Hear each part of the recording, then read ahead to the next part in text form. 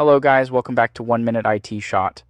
In this video, I'll show you how to fix the Claude verification code not received problem. Let's get started. First, check how you signed up for Claude. If you created your account using Continue with Google, you don't need a verification code.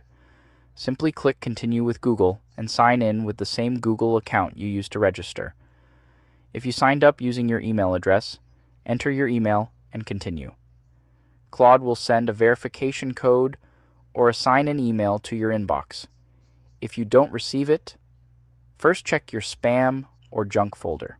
Also check your all mail folder, as the email may have been filtered. Look for an email from Anthropic. Open the email and either enter the verification code or click the Sign in to Claude button if it's provided. If you still haven't received the email, wait a few minutes and request a new verification code. Also make sure you're checking the correct email address that you used to create your Claude account. For the fastest login experience, use Continue with Google whenever possible, since it usually doesn't require a verification code. And that's it.